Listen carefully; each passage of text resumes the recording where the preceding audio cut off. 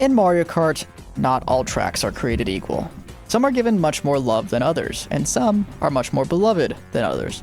We can all judge whether or not we like those tracks based on our own preferences and tastes. What I aim to do with today's video is objectively rank how difficult each track is in Mario Kart World. But first, we'll need some parameters.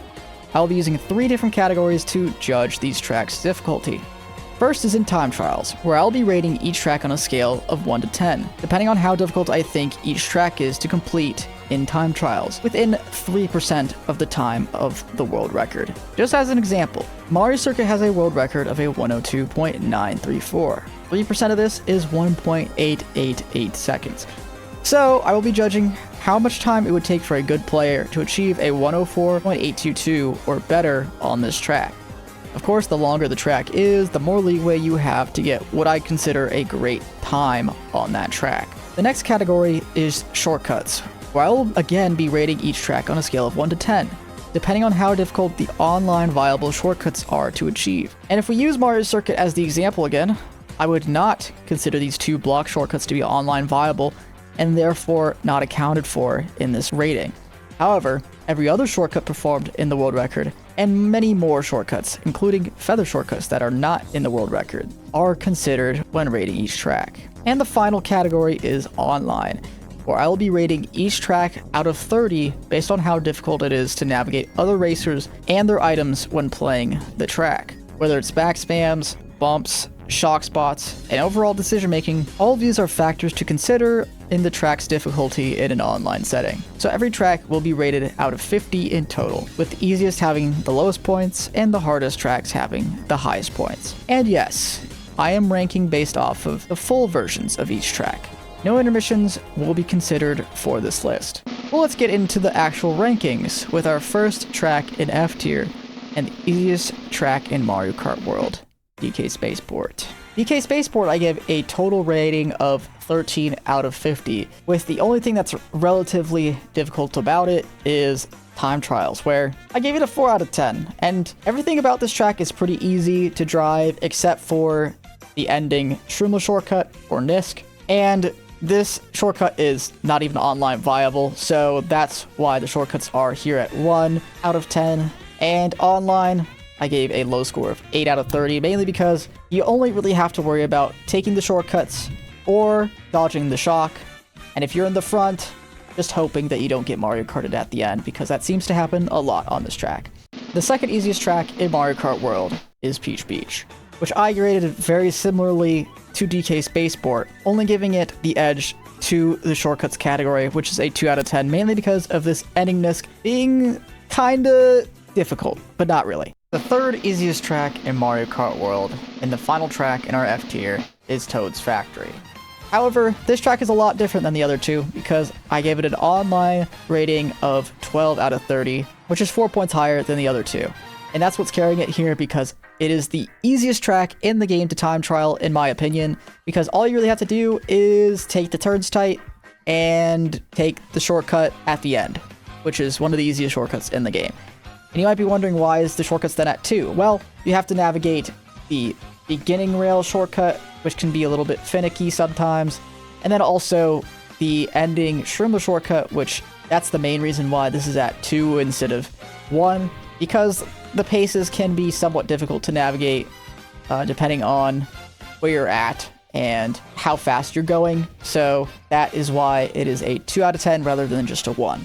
For the fourth easiest track in Mario Kart World, and the first track in the D tier, I'm giving you this honor, the Dino Jungle, which has a total score of 16 out of 50. There is just not a whole lot going on with this track in terms of the driving and the shortcuts, and really online either. It's a fairly simple track to understand, but it's nothing super easy like the previous 3 tracks were, so that is why it's here at number 27. And the next track, which is tied with Dino Jungle, I have Dandelion Depths, which I gave a 6 out of 10 for time trials, 1 out of 10 for shortcuts, and online, I gave it a 9 out of 30 difficulty. Reason why time trials is so high compared to shortcuts in online, well, That is because this track has a lot of crazy tech that probably won't be used in an online setting just because of the fact that both of the hardest techniques on this track require you to skip an item set. So that is why it is much higher on that end, and why I have it so low on the other two is because you don't really ever go for those types of things in an actual race. At number 25, I have Peach Stadium, which takes Dandelion Depth's rating to a whole new level. It has a 10 out of 10 time trial rating because it is one of the hardest tracks in the game to time trial and get a good time on, with the turn skip and both of these wall rides being especially difficult to pull off. However, none of these are good to go for in an online setting, and the track plays pretty simply, and I gave it the lowest online score out of every track in the game.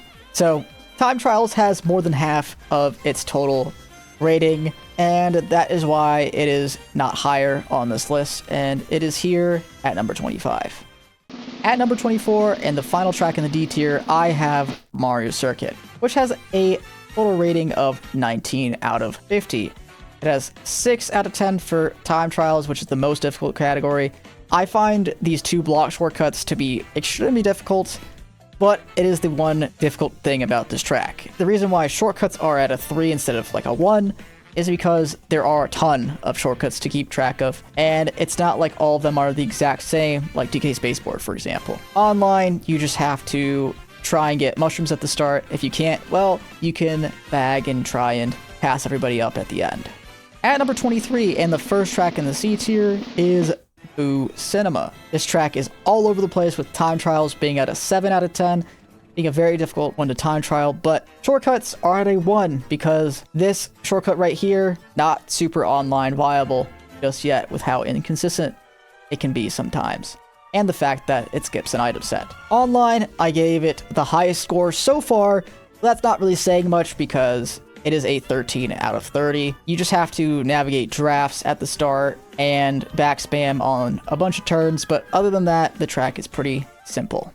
Number 22 is Airship Fortress, which I gave a 22 out of 50 total score. The only thing being above average here is the online score, 18 out of 30.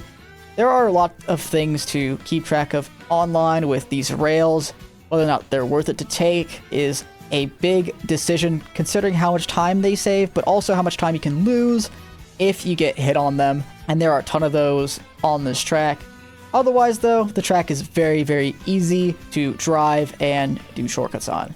At number 21, I have Koopa Troopa Beach, which has a total score of 23 out of 50. And while many people have given this the title of Mario Kart World's Baby Park, it does not feel that way because the final half of this track has so much depth and so many shortcuts that you cannot really say that it is anything like Baby Park in that sense, which is why it is here at 21 and not any lower.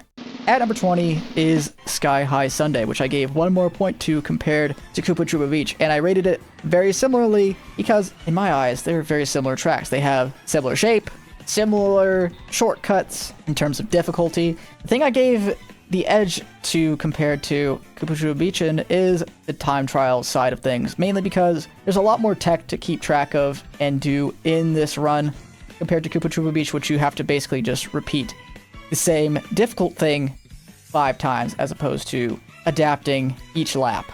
But they are very similar. That's why I have them right next to each other on the list. Desert Hills comes in at number 19, with the score being a 25 out of 50. Time trial is heavily carrying this one, mainly because it has one of the most difficult shortcuts in the entire game to pull off. Very, very random, this ending shortcut, but the reason why it's not a 10, despite that, is because you don't have to do it to get a good time, but you would have to get everything else basically perfect otherwise. Shortcuts, pretty average compared to the rest of this list. Online, also a little bit below average. It's kind of dependent on if you can pull a golden or dodge the shock at the very end.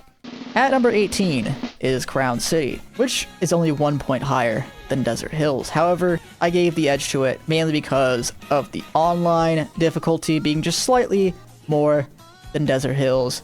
Nothing to write home about, but it has some added difficulty to it because of the fact that it's a sectional track, as well as the fact that not every shock comes in the exact same spot like it does for Desert Hills. Choco Mountain is up next at number 17 with just slightly above average in every single category. 6 out of 10 for time trials, 6 out of 10 for the shortcuts, and 16 out of 30 for online. This is just a track that sometimes it feels like it's a low skill, high luck track online, but sometimes you can get a huge breakaway where no amount of luck can take you down. It's a very polarizing track, but it comes at a measly 28 out of 50 score on this list. For the final track in the C tier and the final track in the bottom half of this list, I have Starview Peak. Here at number 16. This track is all over the place. It's one of the hardest tracks to drive in the entire game in time trials because of this shortcut that you see on screen. This is one of the more difficult shortcuts to pull off. Even though it can be consistent, it is still very, very difficult. However, online, you do not see this shortcut very often because it skips an item set. You see a lot of players go for mushrooms and just aim to take the shortcut on all 3 laps. And oftentimes when you take the shroomless shortcut, it doesn't pay off because someone taking the shroom shortcut can just bump you off or backspam you. So this would be a lot higher if the shroomless shortcut was a little bit better, I guess, even though it is online viable. And that is why Starview Peak is still at the bottom half of this list, here at number 16. At number 15, and the first track in the B tier, is Faraway Oasis, which I gave a 30 out of 50 total score, with it being quite above average in time trials with the crazy shortcuts you now do on this track. It's just kind of insane what is possible here on this track, and the shortcuts and knowledge you have to get a good time here. The other things about the track are not super difficult though, but I gave it above average scores in the other 2 categories just because there is a lot to consider in terms of what shortcuts to go for and how you want to navigate the track with your items. And the next track on this list, which is technically tied with Faraway Oasis, here at number 14, I have Acorn Heights. This track I debated a while giving Tweed a 5 and a 6 on time trials, so I kind of gave it in my mind a 5.5 out of 10 on time trials. But other than that, the track is fairly difficult because you have these vines to navigate with this shroomless shortcut, which the track kind of centers around with it being so fast compared to going around the shortcut. And there's a lot of decisions to be made every single lap based around this section. So that is why the shortcuts and online score are so high compared to the tracks below this on the list. And that is why it's here at number 14. At number 13, I have Great Block Ruins. This track is incredibly difficult in time trials, which is why I gave it a 10 out of 10, mainly because of this turn skip wall ride, which is, again, just like Peach Stadium with the turn skip, is one of the most difficult shortcuts in the game, and the rest of the track is no slouch either. However, the shortcuts and online difficulty are pretty average, which is why it lands here at number 13 and is not any higher. At number 12 is Moo Meadows, which I gave a 10 out of 10 time trial score, just like Great Block Ruins. But these tracks are anything but similar in that department. Great Block Ruins, very much on the lower end of 10 out of 10. If I could give a 12 out of 10 to any track in this game, it would be Moo Meadows, which is ironic since it is ranked number 12 on this list. The rest of the categories though, shortcuts and online, kinda weighing it down, which is why it's only here at number 12 and not any higher.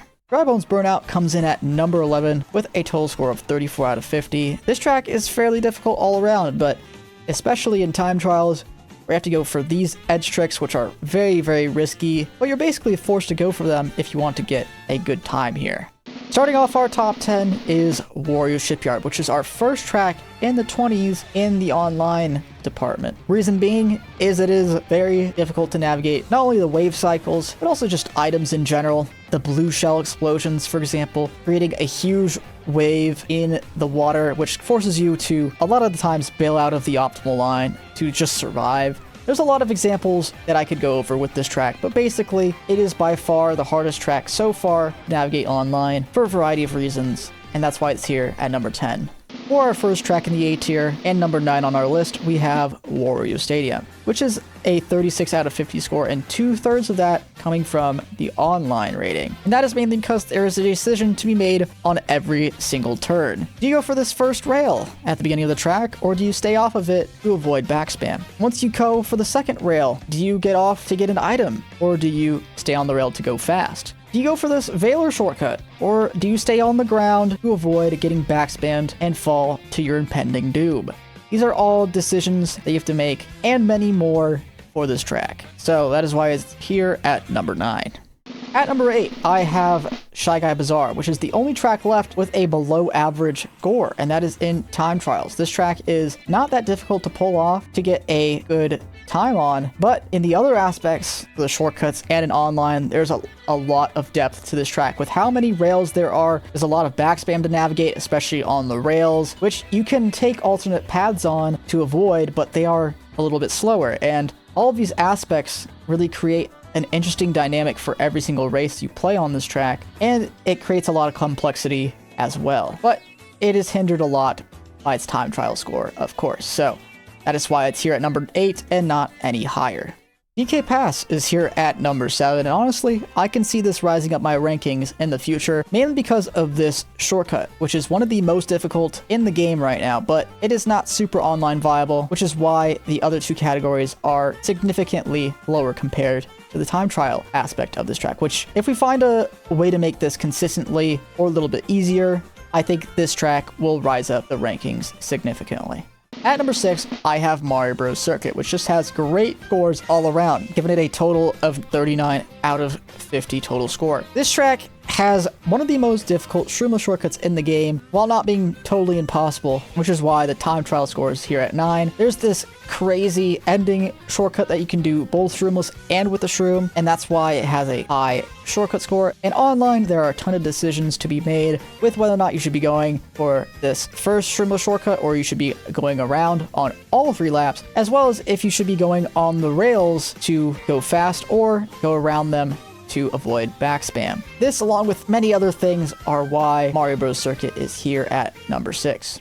And now we enter the top 5 most difficult tracks in Mario Kart World, and starting us off at number 5 is Rainbow Road. This track has the same total score as Mario Bros. Circuit, however, I give it the edge over Mario Bros. Circuit for the fact that I would give it an 11 out of 10 time trial score if I could, just behind Boom Meadows. Not only for the sheer length of the track, it being 4 minutes long, but also because it has 4 of the most difficult shortcuts in the entire game in one run to pull off. There are just so many things about this track that gives it a mystique that no other track has in time trials, but in the other categories, it is not too shabby, with it having a 23 out of 30 online score, with it mainly coming from trying to navigate a 4-minute long track with multiple shocks and multiple blues. Very likely, you just have a track like no other in Mario Kart World.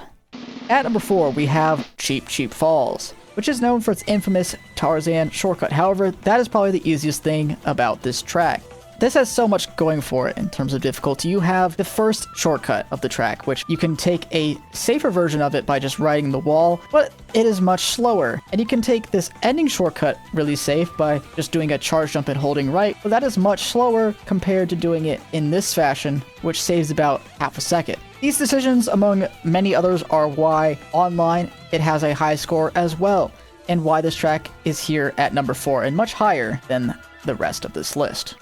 And it is so fitting that starting off our S tier, here at number 3 is Salty Speedway. This track is just so mesmerizing in time trials, with the techniques and shortcuts being some of the most difficult in the game. The only reason why it's not a 10 out of 10 is because the things apart from these techniques are pretty easy to pull off. The shortcuts, though, are no slouch. You've got this ending shroomless shortcut online that is very, very good, but also pretty difficult, along with this charge jump from the left to the right path, which can be deceptively difficult to pull off, especially in an online setting where there can be many bumps and items. And it has by far the highest online difficulty score at a perfect 30 out of 30. There's just decisions after decisions to be made with every single second that you play on this track. At the beginning, do you go for these coins on the right, or do you go for the left path to risk it to get into the front? On this top path, do you go on this rail to potentially get backspam but take the fastest line, or do you try and just go through these boxes and hope they get broken so you can take a somewhat fast line while potentially avoiding backspam? Maybe you get hit by the items coming out of the boxes. That is another thing to consider. You also have this rail which you can not only get back spammed on, but you can also get bumped off of. So it is pretty risky, but it is also very fast.